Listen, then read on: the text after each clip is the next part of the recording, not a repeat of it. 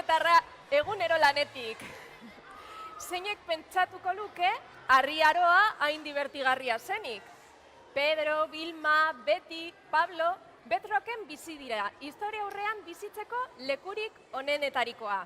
Enbor mobila dute, etxeko elektrotresnak, sarama txikitzeko bat haien artean, eta McDonald's bat ere bai.